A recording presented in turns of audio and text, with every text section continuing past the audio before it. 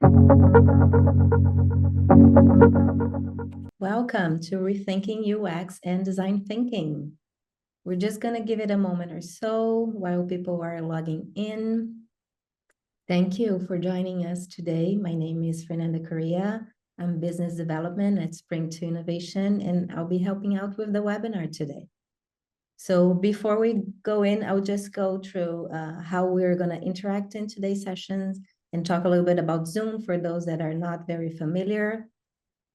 So only hosts and panelists can be seen or heard during the webinar. For comments and general discussion, please use the chat window. You'll find the chat icon at the bottom of your screen. We love interactive sessions, so feel free to add your comments there. But if you have specific questions, we ask that you use the Q&A feature. It's also at the bottom of your screen, and then we can address all the questions at the end. We'll have some minutes for that. If you have any technical issues, feel free to message me directly in the chat by selecting my name from the drop-down menu. This session is being recorded, and you will receive an email in the coming days with a link to the on-demand version. We also have a short survey at the end of the webinar, and your feedback is incredibly valuable to us, so please reserve one little minute after to answer those. If this is your first time joining us, welcome. Spring to Innovation helps companies drive results by fostering a culture of innovation and transforming their approach to problem solving by focusing on their end user. Through training, coaching, and consulting, we equip teams with the tools and mindset needed to overcome challenges, spark innovation, and achieve project success. Our hands-on approach ensures that our clients not only create change with the tools and mindset they've learned from us, but also apply it effectively to create meaningful and sustainable outcomes. And we offer some customized training, but also publicly available ones. And we have a lineup of upcoming courses and resources to help you on your journey. So in April, we have Design Thinking Level 1.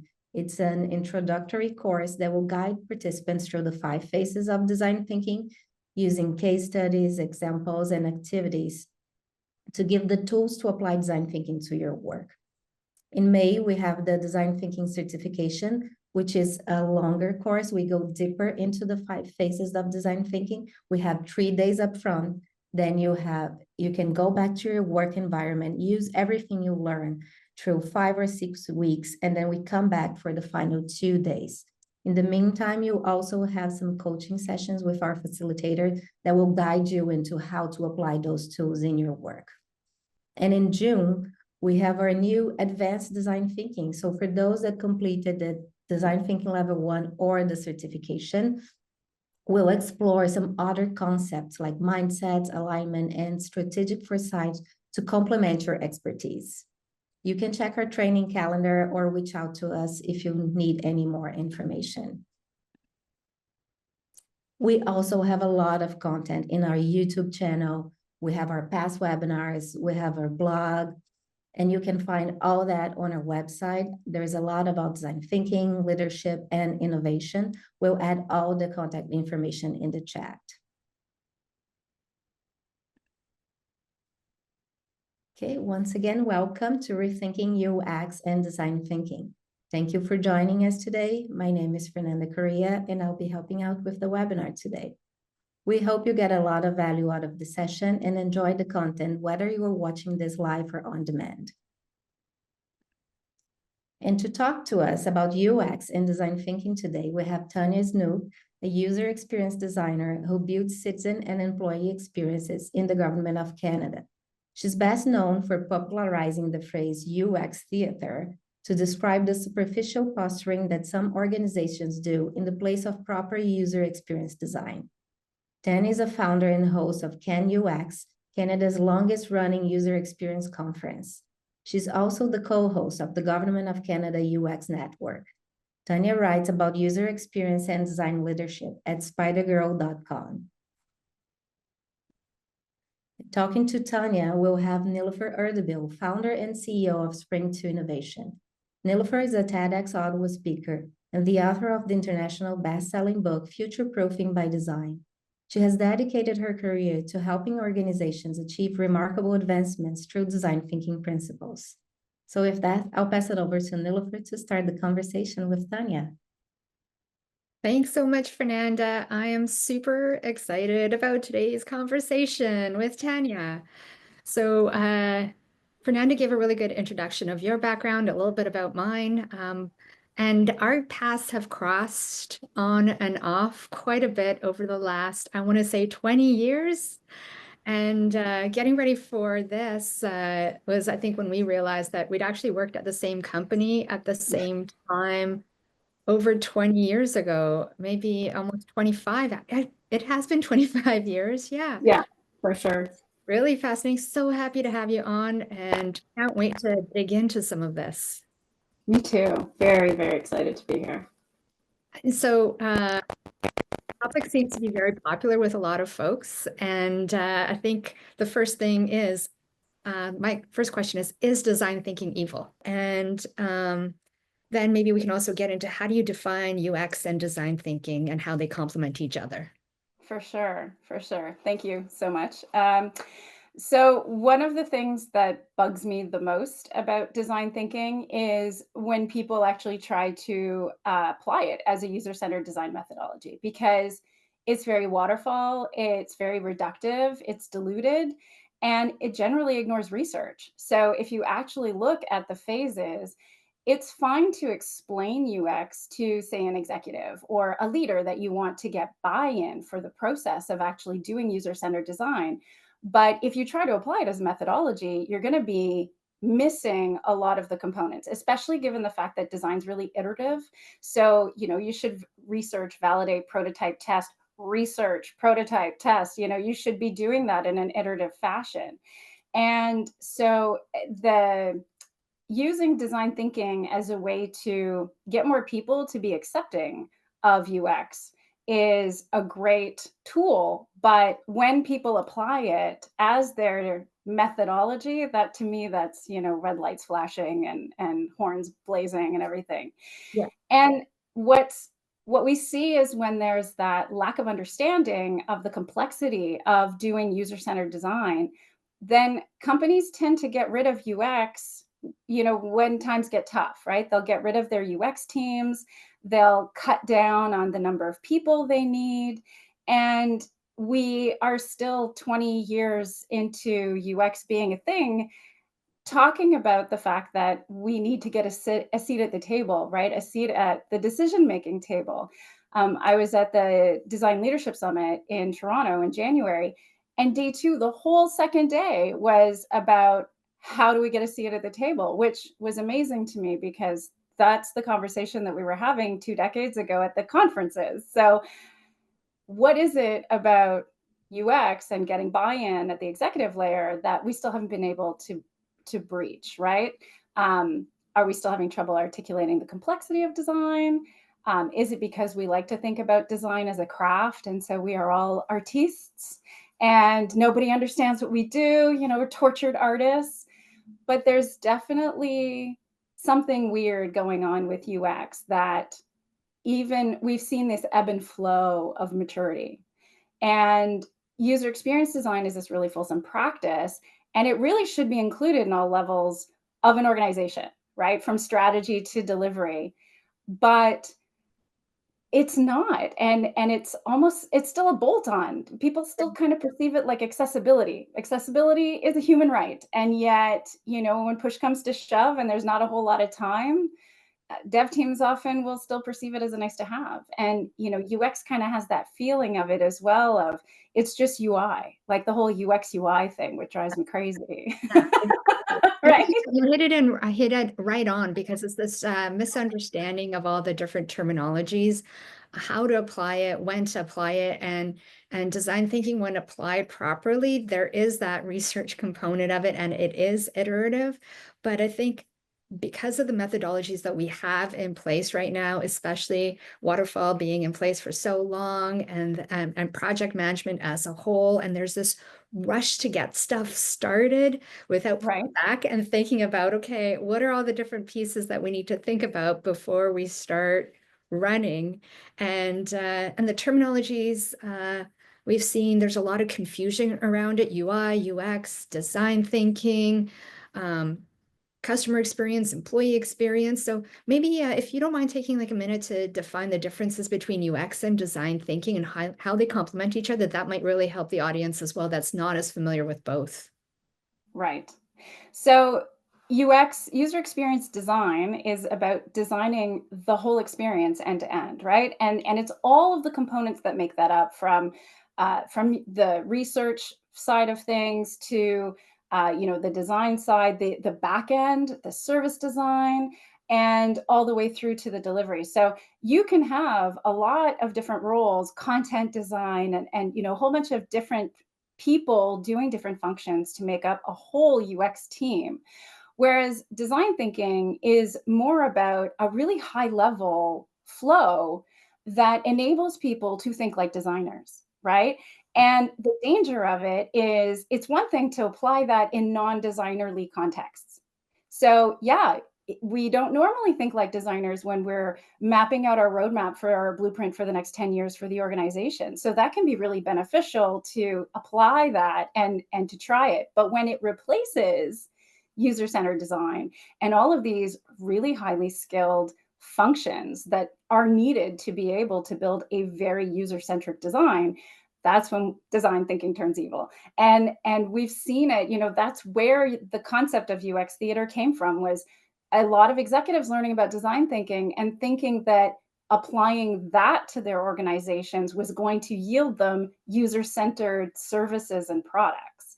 And so I think there's a time and place for both, but you can't substitute one for the other. Yeah, I love how you describe it. I would say design thinking is really great at the onset to get people thinking in a certain way, to design and figure out what the service design looks like, and then the user experience makes it possible and pulls it all together.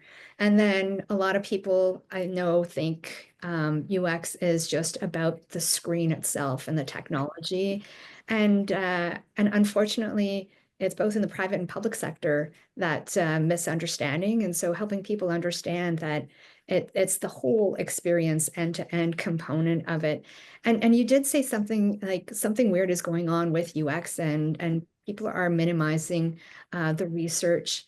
How do you explain to them the value of that research up front? Yeah, it's a hard sell, right? We're even seeing it where, as a function by itself, user research is often not recognized as a need. Oh, the designers can do that, or oh, the BAs can do that. They can talk to stakeholders, and there's so much value in figuring out, even just at a baseline level, who are your internal and external users for whatever program or service you're developing, like beyond the digital, right? In my last role, I was at the program level. So I was actually designing a program, and, understanding internally who all of the core users were. For us, it was regional folks. And we need to really understand what they needed to deliver the program, in addition to understanding what the end user needed, as the service that was being delivered. And only research could get us there. There were a lot of people with a lot of assumptions. I'm sure people have said to you, which the web team at this department had told me, oh, we know our users. We know our users, Yeah. right? Like, do you Yeah. know your users? And so it can be really difficult to advocate for research. Research is I think it's the hardest thing to advocate for. And Yeah. there's other functions who think they can conduct research, but there's so many varying methodologies, and there's so much value that can be provided, whether you're doing it at a very, very high organizational level, just to have some baseline understanding that everyone can use, or you're going feature focused to make sure that this feature that you're about to release is going to be functional and usable by the people who need to use it, and that it's built in a way where you're going to get what you need and they're going to get what they need. So I find research is definitely completely undervalued, and it's one of the linchpins of doing user-centered design so well. But yeah, when push comes to shove, because it's really hard to articulate what someone's doing that's ineffable, then, it's not tangible. You don't see a list of requirements coming out of it. You don't see a UI design coming out of it. And so it can be a really hard sell to advocate for the value of research. Yeah, and I think that flows nicely into my next question, because you coined the term UX theater. And so I think maybe I'll let you explain what it is. Sure. So UX theater is the application of any sort of user-centered design methodology without including a single user or just including them for show. And it becomes really, really prevalent when executives learn the term user experience, but they don't really understand everything that it encompasses, and they don't empower their teams to do all the work that UX entails. So, it's this big, vast concept that we just talked about, where people who aren't UXers might not really get the whole gamut of activities that are involved. And so the reason I came up with the term is from seeing a particular project that was doing a roadshow across the country. And at every single location, they were asking the same really vague questions. And they kept promoting this as a really successful, consultation, engagement, whatever. But it was really, really vague. And the kind of information that they were getting at every single location was, it's just got to work. Yeah. I'd like mobile, and going from city to city and watching them not change the questions, not dive deeper based on, the learnings of the previous city, and then modify that and be able to, they were wasting this huge opportunity where they would have been able to really dig in and get so much valuable content. And it was more about the numbers of how many people had responded to, their roadshow and how many points of data they received. But when you normalize them, there was hardly any feedback that was provided. Everything was the same.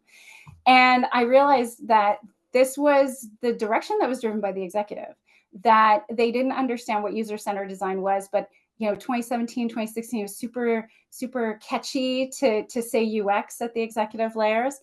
And so this was becoming a trend, that UX theater was just for show. And for me, it came back to security theater after 9/11. Like the idea of taking your shoes off, was that making a big impact? And UX theater was the same thing. It was very showy, a lot of hand waving, and not a lot of results. Yeah. And, in that case, that particular project was a massive failure.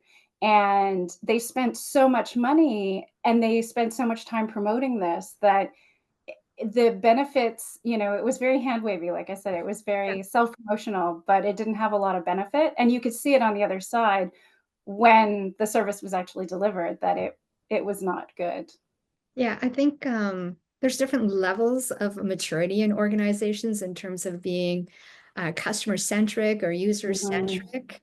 And I know with us, when we do our training, we actually, if the team has time, to have them do the UX theater. So what do you think your customers are like? And then actually go out and talk to those customers or to those end users and see the difference, because those are the opportunities for innovation and for change and the really big ahas. And so it's kind of like the starting point, but then you actually have to go out and talk to people and do that research in order to be able to get to the ideas that you might not have gotten to, or to be able to solve problems that you didn't even know were that weren't even on your radar as well too. And sometimes it's not even the problem that you think it is. It's something quite different, but the problem you think it is just a symptom. And so many benefits come out of the research. And so, and you talk about user experience. I think some people, especially in the private sector, say customer experience or employee experience. Do you see them as the same thing? Oh yeah, I honestly think that, a user can be replaced by whatever your core audience is. In fact, using that word can be really confusing sometimes. And I had come up with these personas, these really broad-based personas within the government, Joe Canada and Jane GC, because I was sitting in a development meeting and realizing that half the table was talking about the internal user and half the table was talking about the end user, and they were arguing. And I thought, okay, no, you're actually in alignment. You're just using this word user too much. And so sometimes there's definitely a benefit to isolating that with some different language to make sure that everyone's on the same page, right? Semantics can be very, very important to drive innovation. And even though sometimes, it's my BA brain, like I want to be very specific about the language, and sometimes people can find that tedious. I do find that if we are specific in what we're talking about, then we can address the issues, right? And we can make sure that we're designing for the right groups of people. And it's the same thing, UX, design thinking, whatever. But when you actually break it down, like there is quite a significant difference. And if you don't understand the difference between a proper user-centered design methodology and design thinking, and you can apply them to the wrong context. And then, you're going to do yourself a disservice. But I love what you said about surfacing assumptions and using UX theater as a deliberate tactic to be able to demonstrate to them, hey, look, this is what you thought, and this is what we learned. See the value of research? I think that as a strategic mechanism, if you get buy-in, is awesome. The risk, which I've seen, because I used to run personas workshops a lot, is people think coming out of a workshop with no data that they have what they need now to move forward. And, they don't. I do design or workshop design and delivery. And there are a lot of people who think that workshops are research. And it's really important to reinforce that you're only as good as the data that you bring in. And so if you have no data, it's fine to run a workshop, but you need to do some research after this to validate that with some actual data to make sure that the assumptions you had in the workshop are validated with real people. Or you bring your customers into those workshops with you and you're doing it together. Yeah, Exactly. That's my favorite part too. There's a lot of talk about product management. And as I've talked to product managers, private and public, not all of them consider UX as part of it, which is really fascinating. And so UX is having difficulty with product management. What does product management mean to you, and how should it incorporate UX? I am living this right now. The move to product management is really, really, really hard for UX because there are assumptions that product management means doing agile development over the long term, right? And a lot of folks who are implementing product management don't really understand that product management is another thing than just agile development. That product management is really creating a life cycle for a product until that product is sunsetted, and doing planning for the life cycle of this product, or at least anticipating that this product is going to be actively maintained and contributed to until it is sunsetted. In the government, well, even in private, like we're so used to building something and then like moving on to the next thing. And, then you have to call that guy who's on the golf course who, can code in Fortran so that he can come back and fix some problem with the software.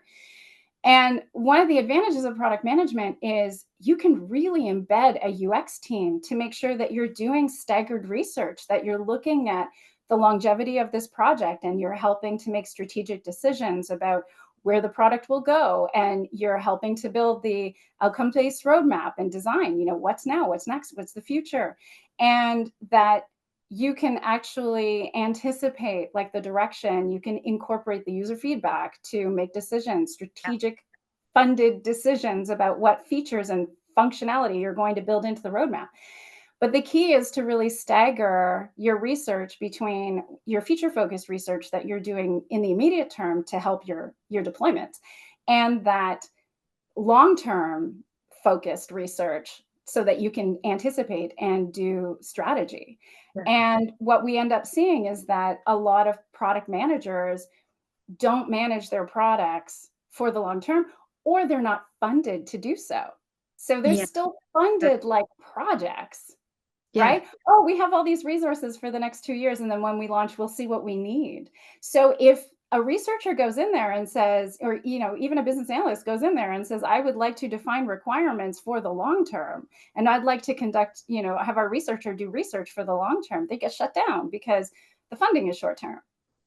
Yeah. And so product management is not really product management. It's still project management with a product management label. Oh, totally. I think in the private sector, the things that I see most prevalent for product managers is they have a hard time, or maybe the organization is not set up in a way that they can bring that feedback from the end users back into product management and then change the product roadmap. And then the second challenge that I see quite frequently is that often they don't think of product management, only thinks about the product itself rather than the end-to-end experience that users have, which is, yeah. And you could have various verticals across various products that make up a single service. And if you're not taking a service architecture or service strategy approach to what you're doing and what you're building, then you could still be building these things in silos with technologies that aren't even consistent. And it might require, instead of having interoperability, it might actually require, data mapping between internal applications to have them exchange data. Meanwhile, they're all part of the same service. So you're actually making things really cumbersome, and you're introducing potential points of failure.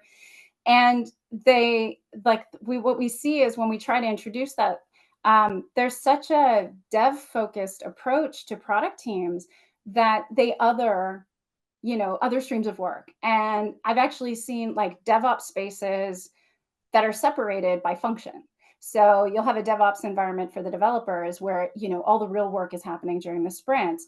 And then there'll be a DevOps environment for BAs or for the UXers, and it's separate. And they're not allowed to talk about it during the sprint ceremonies. And, the PO will never look into those spaces. That's just for you. That's to placate the other streams.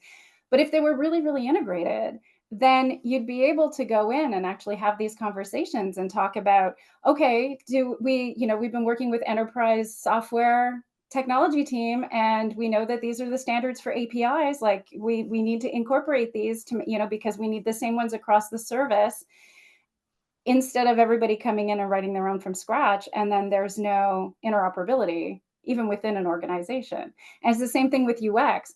Like if we're not looking at things from a consistency approach, then we're not building the same user experience across all of our products and services within the same organization. So how you capture tombstone data from someone on one form could be different than how it's captured on a different form within the same company, which is outrageous. But it happens. Well, yeah, exactly. But so there's a lot of integration and efficiencies that can be gathered from actually incorporating UX into the product management approach and having them work with enterprise architecture and software architecture teams, and helping to develop these standards of what is a user's experience across all of our services.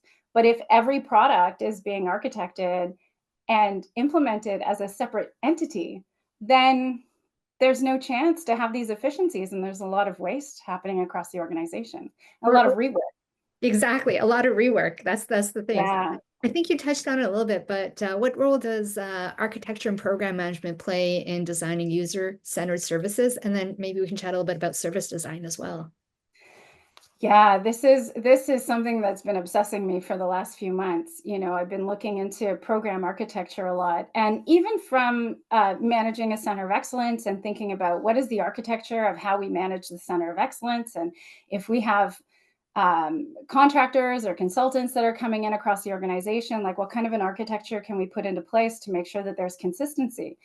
But that started bleeding into seeing issues across the product management, issues themselves. So I started seeing how in product management, product families aren't consistently doing UX or having consistent requirements. And then across the organization, that devolves even further. And, when you have a design system, it's a way to be able to standardize components and modules and interfaces that are going to be used across systems. And it's the same idea with program architectures.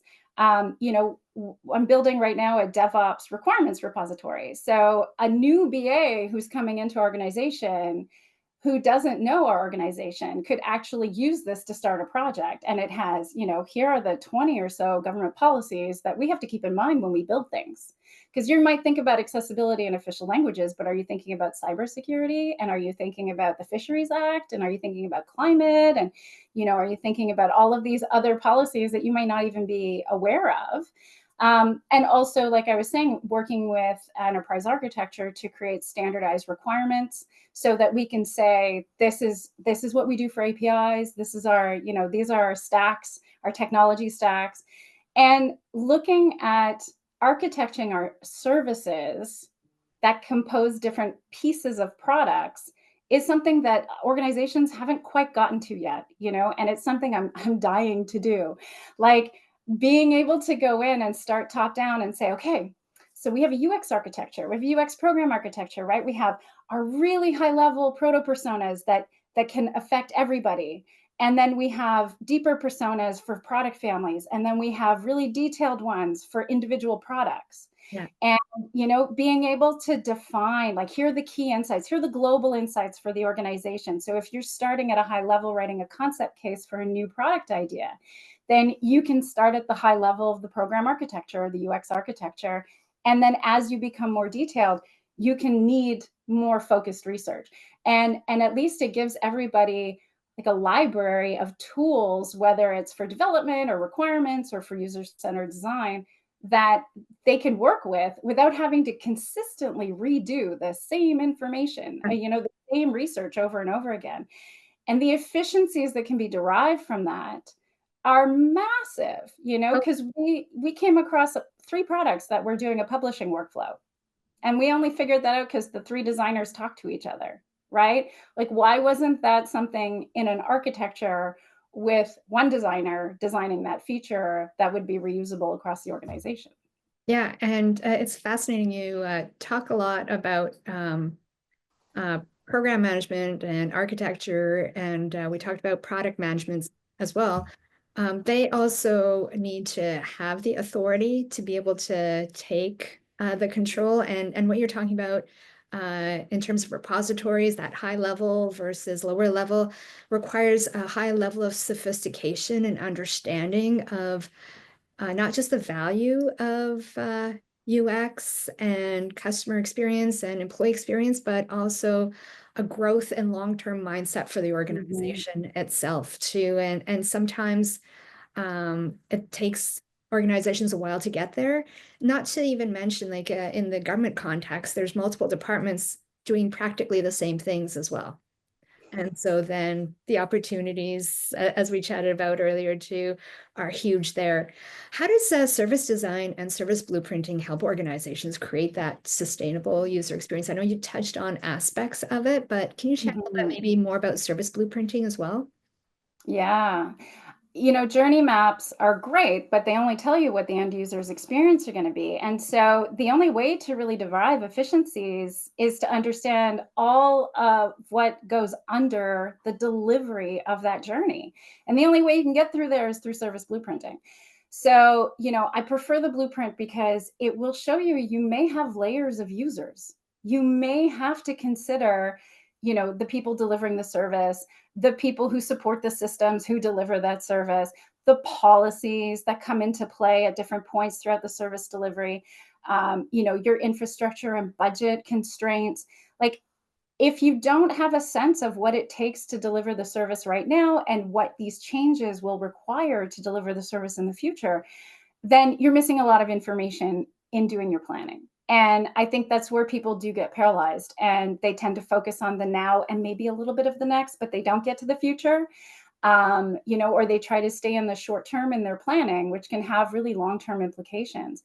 And, we can design these ideal experiences, but if we don't ensure that the infrastructure is there to support it, then there's very little chance of success. In a government context as well, with constantly changing ministers, if you can't justify what you're doing and demonstrate the impacts of a change, then when you have somebody who comes in and they have a very specific mandate and they, why don't we just, they throw out their, their dream scenario. If you can't justify the impact that that's going to have, then you're kind of stuck having to go for it, right? And I'm a big fan of being able to say, we can do that in this context, right? Like, we're not going to throw out the entire history of what we've been doing with this service to implement that thing, because here are all the impacts, but here's what we can do, and here are the benefits. So I just find having those conversations, when, especially when you're talking about money and resources and times of constraint, if you have a really solid sense of what it takes to deliver your whole service and what all the different components are, especially when people are building all these disparate products, you can have more educated, more, data-driven conversations about what you're doing and make decisions that are going to have broader impacts. You have a sense of what those impacts are going to be when you're coming to the table. I love it. Absolutely. And for those that haven't been to our webinars before, feel free to write your questions in the Q&A. We're going to leave about 10-15 minutes at the end for the Q&A, so your chance to ask Tanya or myself questions. That being said, I'm going to go on to something that's been top of mind for so many people, at least in my community and folks that I'm seeing on my LinkedIn, and that's, how do you see AI shaping businesses and the future of UX and service design? Yeah, there's been a lot of conversations about what is AI going to do for us and what is it going to replace. I think it's a great tool to assist what we're doing, collate results, surface insights, collate data. Right now, I'm building this requirements repository. And so I will put a document into it and say, what are the functional and non-functional requirements that are contained within this document? And then I can go in and analyze that and decide if they're reusable enterprise-wide and if they should go into the repository. That is a really useful way, without outsourcing my entire brain to the AI to make the decision at the end of the day. So, it's a really great brainstorming buddy for research questions, but it's not a way to create personas or, to replace user interactions, which I've seen. I have seen that, people are using AI to say, create a persona based on this, what we know about our customers. And then instead of actually going and talking to customers, they'll use that as a proxy. And, AI isn't fully accurate, but it's also, it doesn't behave. There's no behavior. So there's no way to really use it as a replacement. Like you said, it could be a starting point in the same way that, the assumptions-based UX theater, so you can start it as a starting point, but if it's actually used as data, that's when it becomes really problematic. The other thing it's really good at, because it can analyze large data sets, it can recommend tagging and information architectures. Again, all these really simple starting points, validating a card sort or creating the basis for a card sort. So I would say for me, it's a starting point and not an end point. And that's why I don't think it's going to necessarily be a replacement for anything that we're doing. Even, some of them can generate UI designs and stuff, like that's fine. But I mean, that's what we should be doing with our design systems, and they still need to be tested and everything else. So starting point, but not end point. Yeah, absolutely. And then the other thing I find with AI too is working off of past data. And one of the big benefits of talking to people is hearing what's on their mind, what they're thinking, what they're feeling right now, and what they might be in the near future as well. And AI is not there, and it's going to be years and years, if at all, before it gets there too. But I love to have your suggestions on helping you come up with questions for your end users, but not to actually answer them for your end users. Right. Yeah, exactly. And then, and you also, thank you for highlighting that AI does reinforce UX theater. As we're thinking about UX, what are some key challenges and opportunities you've encountered in service design across public and private sector projects? And do you see any recurring themes or gaps in how different sectors approach service design? Yeah. Executives tend to want to come into an organization and leave their mark, right? And whether that's by doing some kind of transformation, changing things around. And that kind of disruption can lead to waste. It can be really expensive, especially if we don't understand what the impacts are going to be.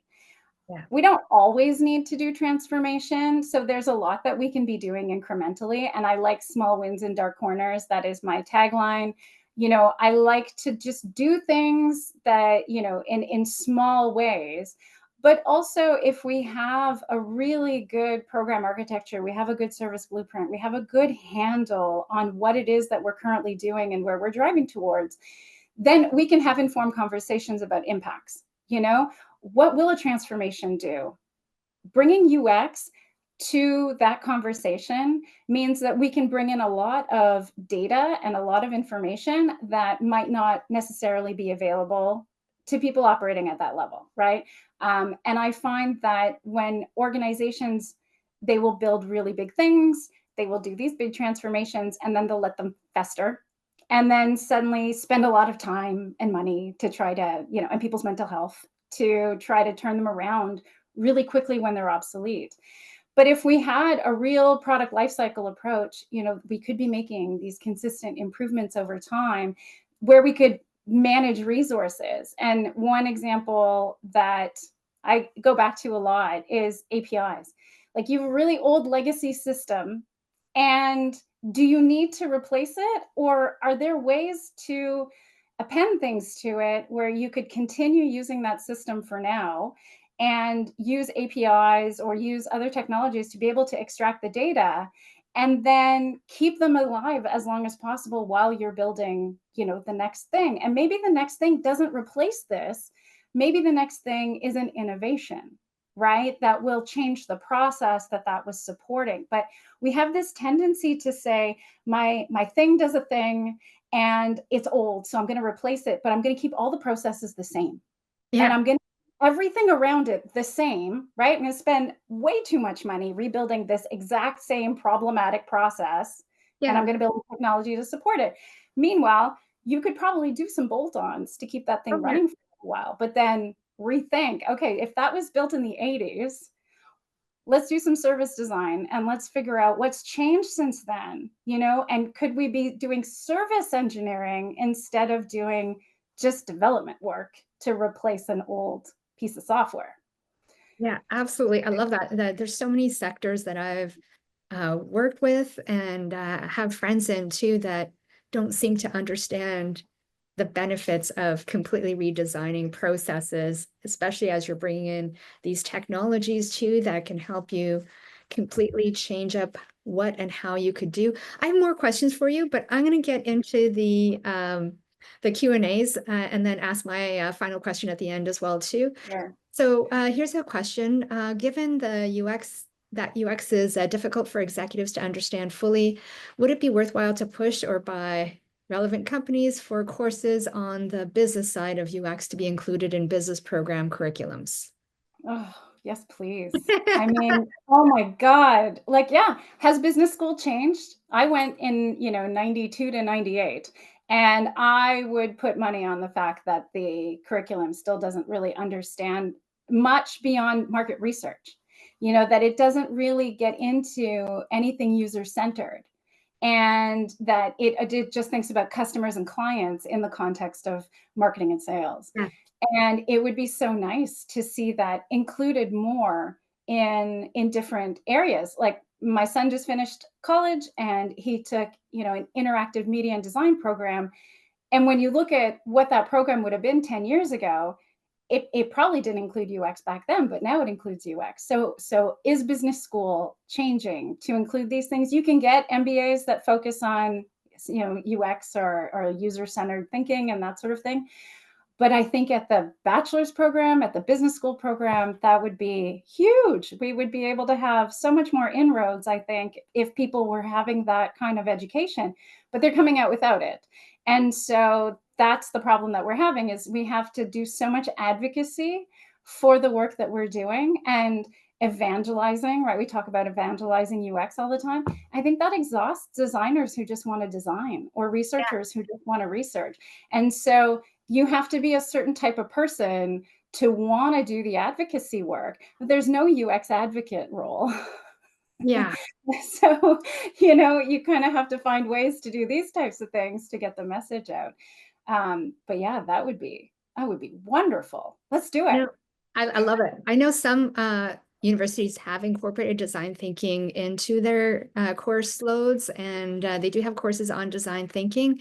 I think it's fascinating, though, is rather than taking the academic approach, both the academic as well as the actual application component of it is where students, I think, get the most value out of it. And so get a chance to like really sink their teeth into it, get their hands in there, and working with UX is a huge, huge component of that. Next question is, how can a junior UX designer push back against UX theater in organizations where they have little influence? And how can we effectively advocate for user research and user needs when stakeholders are resistant or unwilling to invest in it? Absolutely. Because it always starts there, right? That's where we all started. And yeah, it can be really, really difficult. And so what I tell the UXers that I work with is there's 2 documents that will help you do this. One is a decision log and one is a risk register. And so when you're working on a project, to log where decisions are coming from, who made them, what day, where were they founded, right? Because when somebody comes back and something doesn't work out, you can say, well, the decision was made to go down that route. Now, had we done research, we could have uncovered XYZ, right? So I'm a big fan of putting the pitches in the plans and in the proposals and hiding all the Easter eggs. And if they get taken out, they get taken out. But that's where you log in the decision log, because you can then show over time, listen, we've been making decisions this way. And if we had made different decisions, we might have been able to. So maybe we could pilot this on the next project and try it differently. People love pilots, right? And then the other is a risk register. So the decision is made, you log the decision. Now you go to the risk register and you write down what the risk is of not doing that thing. And so you can keep this paperwork for yourself.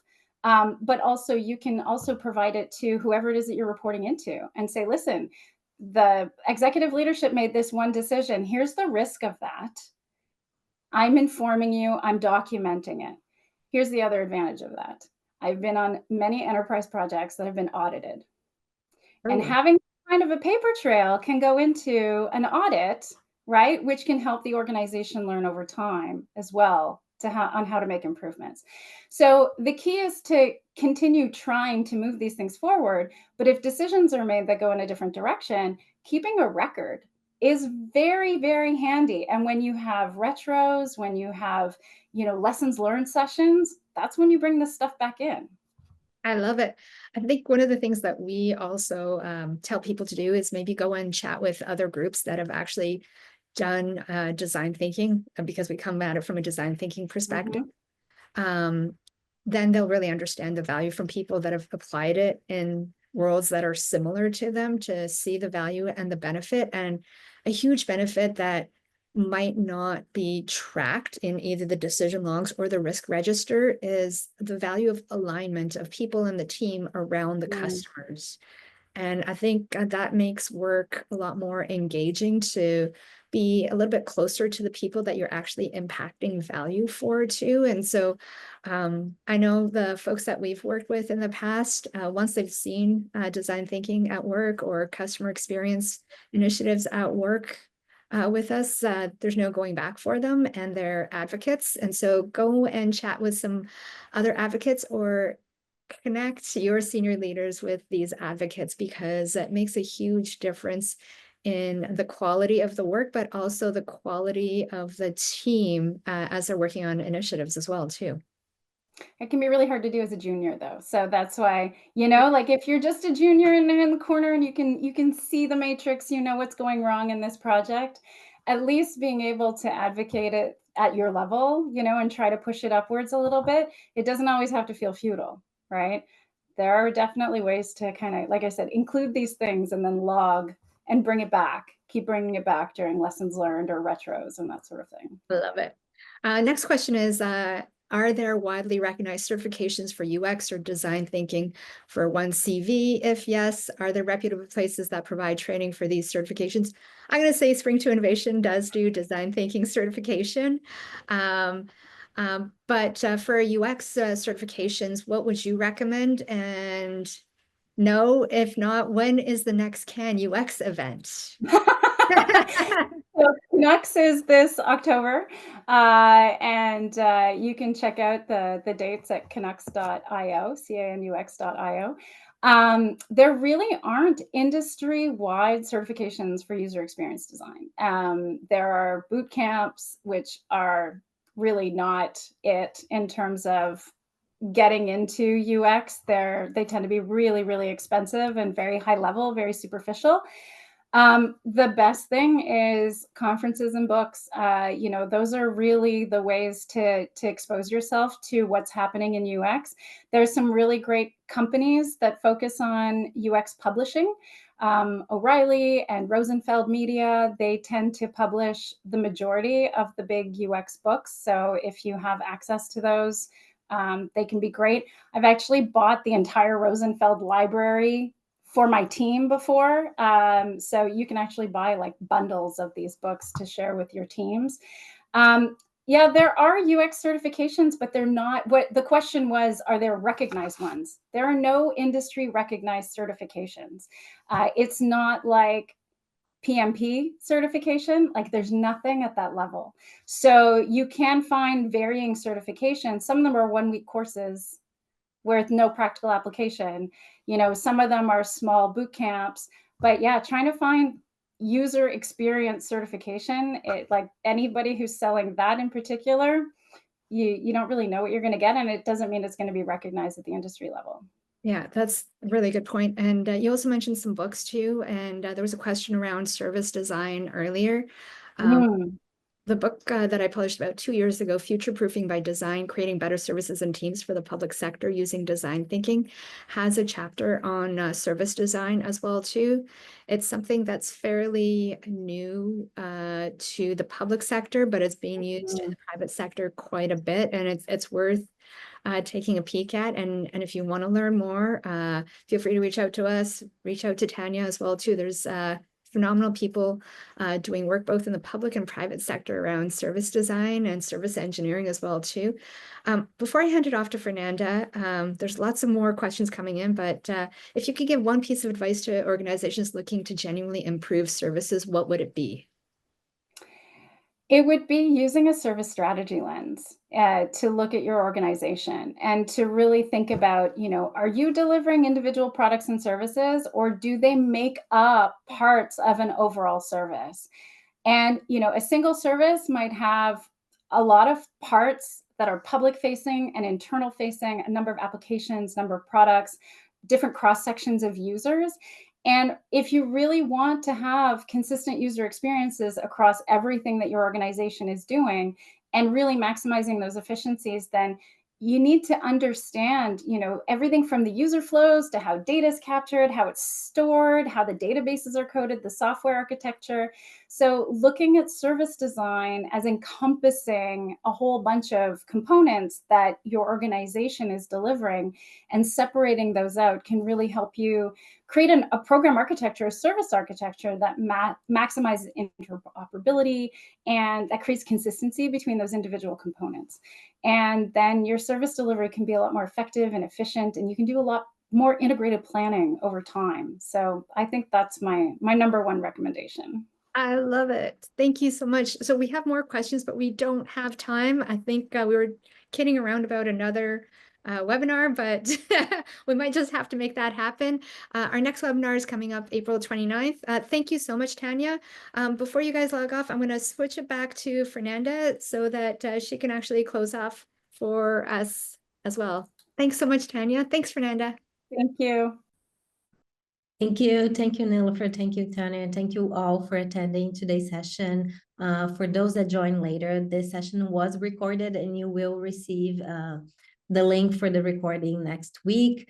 We also shared here in the chat some of our upcoming courses on design thinking and lots of resources. We'll also share all of that in an email with you. And just reminding you all that we have a short survey right after the webinar. We appreciate if you could take just 1 minute to answer that. And if you have any suggestions, also with other themes you would like to see us talking about in webinars and people that we should invite to talk, We very much appreciate that. Thank you so much for joining us, for staying with us this long hour, and enjoy the rest of your day. Thank you so much, everyone.